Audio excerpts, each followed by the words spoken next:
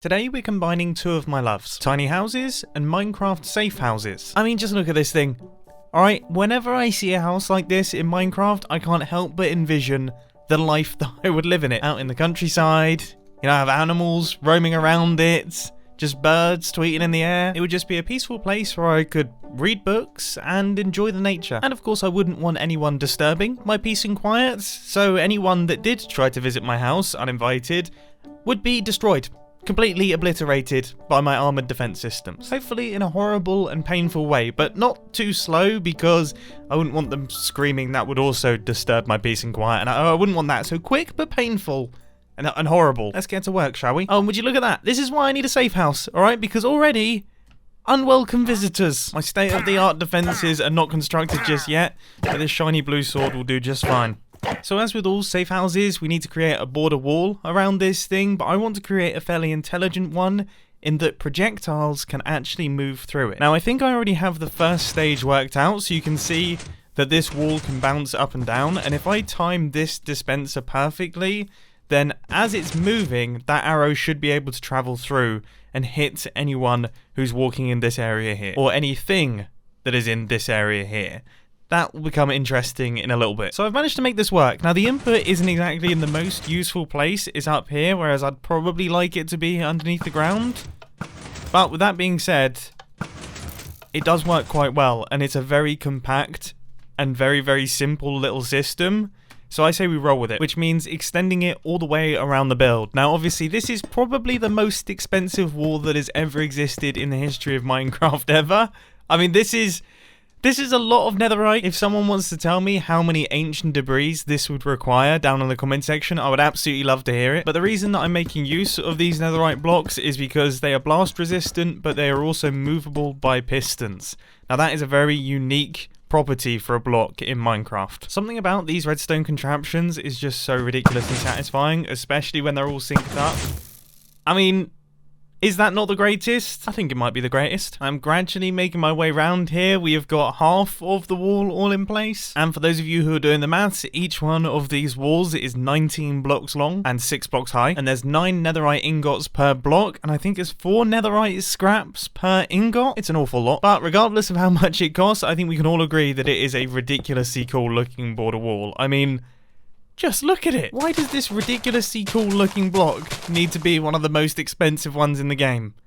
Why couldn't it have been something else? Anyway, let's start connecting these things up. So I would say down underneath our tiny little house, we should have a little control room for all of the defenses. It doesn't have to be pretty. It doesn't have to be beautiful. It's just functional. And this, I would say, is like perfect bunker control room territory. So now it is time to move on to the next stage of the defenses, because let's face it, those little arrow dispensers, they're probably not going to do too much damage, and that is because they serve more than one purpose.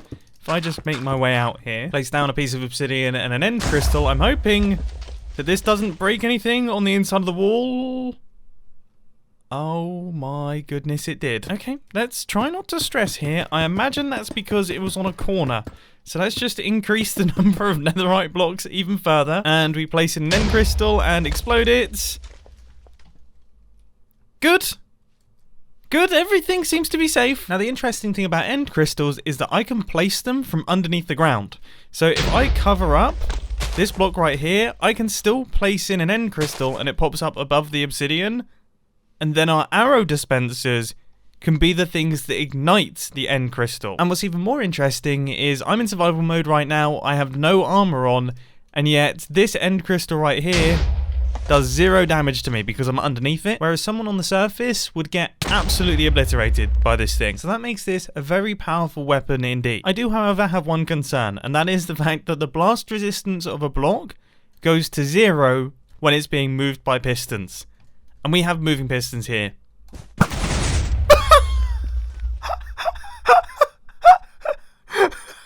All right. Well, there we go. That is what I was afraid of. Goodness gracious me. Cool, that was an expensive explosion. I've adjusted the distance a little bit. Oh wow, it's still completely destroyed everything. That's not ideal. But I have come up with something, and that is to place this tiny little obsidian barrier. End crystals are so strange. It makes no sense to me. But this little one high obsidian wall protect everything from being destroyed. So that is now working perfectly. Whereas if I remove this, just that one block, and then place in the end crystal, you can see everything blows up. What? I'm going to choose to ignore the fact that this is a huge security flaw and continue based on this premise. So all of those little barriers have been installed. Now I just have to put the walkway going around the entire underside so that I can actually place the end crystals that will be causing the damage. And that is now done. It's not particularly pretty, but it's perfectly functional. This is all working nicely. Now it's time to connect to all of our arrow dispensers, which is going to be done making use of a redstone clock. So when this lever is on, that means it's safe. When this lever is off, that means the redstone clock is running, the arrows are being dispensed. Which, as I said earlier on in the video, is probably one of the most satisfying things in the world. I mean, how magical does that look? And it's about to look even more magical. All of them are now fully connected, and that is a good noise. And that is a very cool look. That is ridiculously cool. Alright, I'm going to turn this off before it completely lags out my computer. But first, I guess I should run down here and place in some end crystals. I mean, look! That is so deadly! That is so cool. I did that for far longer than that clip implied. So now it's time to push things outside of the box a little bit. I'm currently playing on a fabric version of the game, and I actually have immersive portals installed on this version. Now I am really curious to see if this idea works how I think it will in my head, because if it does, this could be absolutely lethal and absolutely hilarious. If I activate this portal here, will I immediately fall through? It's already doing what I wanted it to do! What? That is ridiculous. So my plan was to make it so that as you go through the portal, you fall into lava. Well, it did it automatically. That's completely insane. And then I'm assuming if I use a water bucket here, it breaks it. Okay, amazing. Absolutely amazing. I cannot believe that. I actually can't believe that. That was like a ready-made trap. So that is excellent news. We have got a fast-acting lava pitfall and then a fast-removing one as well. Very cool indeed. Now, one thing that I'm noticing is it's taking a little bit of time to load up the nether, and I think that might just be because that's the first portal, so it has to load the entire nether. So I'm thinking if we just conceal a little portal down here, did you see how fast that one activated? I think that's because the nether was already being loaded by this one. So now if I remove this, it goes. But then if I light this, fast. Yes. Yes. That's dangerous. And to make it even more dangerous, we're going to make use of the Minecraft 1.17 skulk sensors to detect the player without the player realizing that they're being detected. I mean, this is evil. This is really evil. So, underneath all of these stone bricks right here, we've got our layer of skulk sensors. They run out into these redstone lines here, and then that sends a signal up to this side of this giant wool barrier. Now, the reason that all of this wool is here is to stop sounds from this area coming through to the skulk sensors, because skulk sensors can't hear through wool blocks. It's one of those useful features, and that's essentially what makes this entire redstone contraption possible. And after a bunch of headaches, I finally got it working, and I have to say, it's just as evil as I imagined it would be. So I land down on these blocks here, immediately drop through into lava, which is completely ridiculous, and then after a short length of time, you can see that the nether portal gets removed. Now that water has to stay out for a longer time to prevent the nether portal from reappearing, because the issue is the sound of the nether portal breaking was actually causing the skulk sensors to trigger again, which meant I had an infinite loop of lava appearing and then disappearing, which, although it looked very cool, wasn't particularly useful. That is evil. And what's even worse is that when the nether portal gets removed, you're actually just stuck in the nether. Oh, you're fully stuck here. So let's get all of these constructed surrounding it, and I think we can all agree this is looking awesome.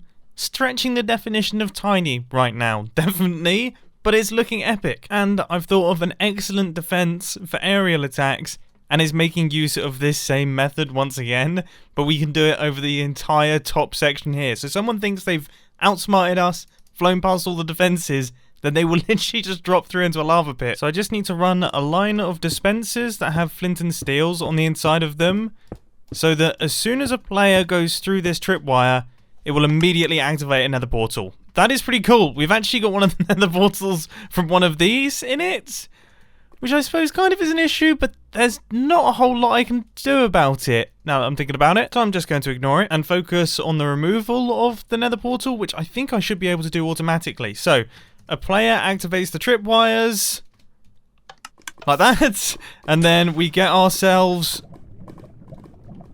Oh my god. Oh my god. Oh! Oh! Yeah, the nether portal's been removed. I'm stuck in the nether.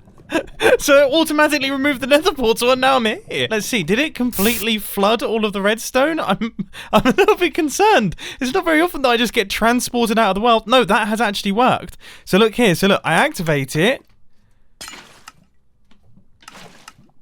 That's pretty smart. I mean, come on, a player jumps over the top and just immediately goes in. This is the best. This is literally the best. I'm so happy. So this is a safe house that has automatic arrow dispensing, which I think we can all agree is ridiculously awesome. But not only that, these arrows are to detonate end crystals that the player can place inside of channels around the base to help completely destroy players. We have redstone circuits that detect players that are approaching the base and drop them through into lava. And we also have redstone circuits that do exactly the same from above. I mean, this thing is basically just burning in lava in all ways. Like, no matter how you approach this place, you're essentially going to catch fire and die. Or take an end crystal to the face, or take an arrow to the knee. Whatever happens, it's going to cause problems for you. I am really, really happy with how everything has come together here. This is a really interesting little safe house with a bunch of unique approaches to things, which was my main goal going into this video. So I hope that you found it interesting, and I will catch you in the next video. See ya! And please do let me know down in the comment section if you want to see more of this sort of thing. As I say, I really wanted to approach the safe house concept with completely new ideas on this one, so that's why I got the end crystals involved and also immersive portals. And I do have a bunch of cool ideas of other things that I can do with other modifications, for example the create mod, which I think would be wild. So yeah, comment down below.